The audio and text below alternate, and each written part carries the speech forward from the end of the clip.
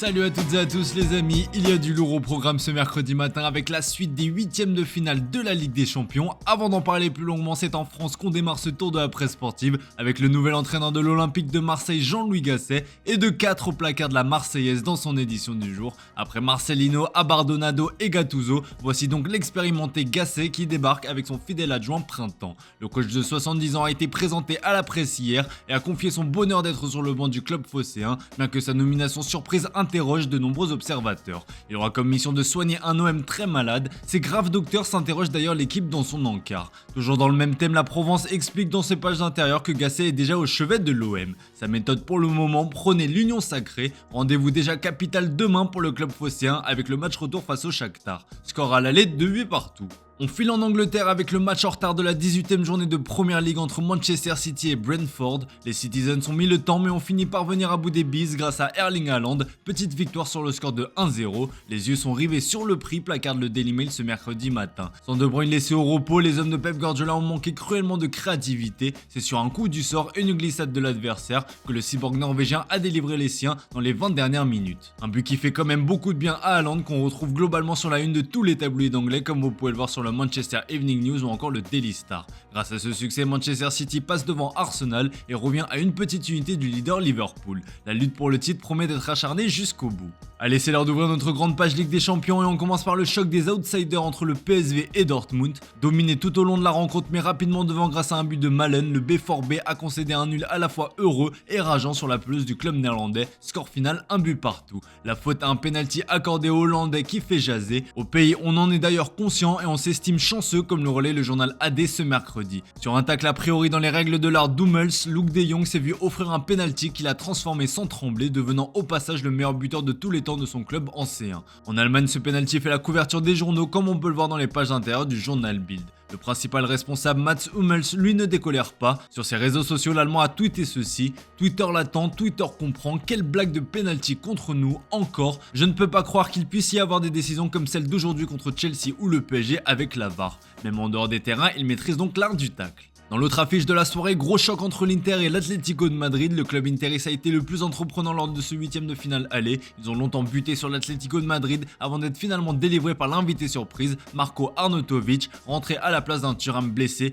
et qui avait jusque-là tout raté. Une courte victoire 1-0 qui se remonte pour les colchoneros comme le placarde le journal Marca. Car au retour, les hommes de Diego Simeone pourront compter sur l'appui du public et ce sera une toute autre histoire, prévient le journal AS. En Italie, cette victoire lors de la manche allée est célébrée au pays. Olle Inter lâche la Gazzetta dello Sport. L'Inter en force, écrit le Corriere. La fête a tout de même été gâchée avec la sortie sur blessure de Marcus Thuram qui a ressenti des douleurs musculaires à la cuisse. Si la contracture de l'adducteur droit se confirme après les examens, l'international français pourrait louper plusieurs semaines de compétition et de nombreux matchs. A noter qu'Antoine Griezmann est aussi sorti sur blessure et là aussi l'Atlético retient son souffle. Si l'Italie mène au point face à l'Espagne, le FC Barcelone a l'occasion de remettre la balle au centre car ce soir c'est au tour de Naples et du Barça de s'affronter et le journal Sport placarde un message clair ce matin sur sa une. Aujourd'hui il n'y a aucune excuse, peut-on lire. Évidemment que la presse catalane est derrière son équipe à l'instar du Mundo Deportivo qui lâche des encouragements aux hommes de Xavi, mais le message est clair pour les Blaugrana, c'est tout pour la Ligue des Champions et rien d'autre. Largués en championnat, les Catalans font désormais de la coupe aux grandes oreilles l'ultime objectif de la saison. Frenkie de Jong, le maître au milieu de terrain, aura un rôle clé à jouer. Le néerlandais de nouveau au cœur des rumeurs a d'ailleurs mis les choses au clair en conférence de presse. Comme le reprend Sport dans ses pages intérieures, il s'en est pris à la presse en les accusant de publier des mensonges. Les rumeurs font partie du jeu et Ronald Araujo est bien placé pour le savoir. L'Uruguayen est pisté par le Bayern Munich qui en a fait sa grande priorité en défense, mais le dossier est compliqué et le club bavarois explore un plan B qui se nomme Marquinhos. Comme le révèle le média UOL, le capitaine du PSG a reçu plusieurs marques d'intérêt récemment en provenance de clubs de Premier League, mais surtout de la part du Bayern Munich. Le média Sport reprend aussi cette info et souligne que ce n'est pas une volonté de Thomas Tuchel, son ancien coach, mais bien des dirigeants allemands. Sa valeur marchande est estimée à environ 60 millions d'euros. Et en parlant de Thomas Tuchel, son histoire avec le Bayern Munich est d'ores et déjà terminée. Par le biais d'un communiqué, le Bayern Munich a annoncé la fin de la collaboration avec Thomas Tuchel cet été.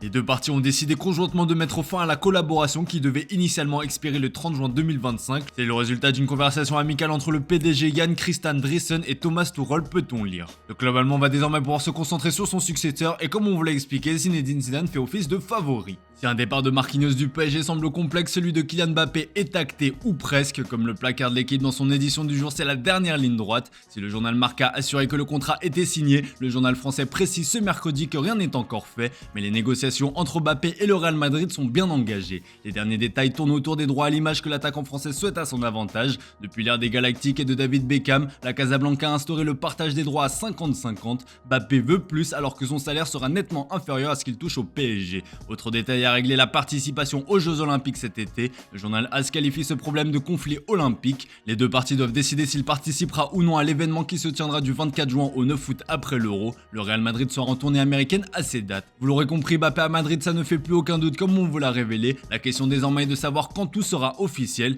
Eh bien le Daily Express explique qu'il a entendu que l'officialisation de ce transfert historique ne sera confirmée que lorsqu'il sera impossible pour le PSG et le Real Madrid de se rencontrer en Ligue des Champions. La probabilité que les deux formations se croisent existe et d'ailleurs ces derniers sont plutôt bien partis pour accéder au stade des quarts de finale. Du côté du PSG, on étudie la question de savoir comment remplacer Kylian Mbappé et d'après le Parisien, le club de la capitale a plusieurs options en interne avec notamment en attaque le duo Kolo Muani et Gonzalo Ramos. Jusqu'à présent, les deux hommes s'apparentent à de véritables échecs, mais d'après le Parisien, le club francilien ne compte pas se séparer de ces deux joueurs l'été prochain. Et ce quand bien même un nouveau numéro 9 d'envergure est recruté pour remplacer Kylian Mbappé, le nom de Victor Osimhen revient beaucoup ces dernières semaines. Les deux hommes ont jusqu'à la fin de saison pour se montrer, sauf s'ils décident de couper court à l'aventure parisienne. Cela ne semble pas être la volonté de Kolo Muani, par contre Gonzalo Ramos pourrait être tenté d'aller voir ailleurs. Si le joueur le demande, le PSG ouvrira la porte, mais ce n'est pas la solution souhaitée par le club parisien.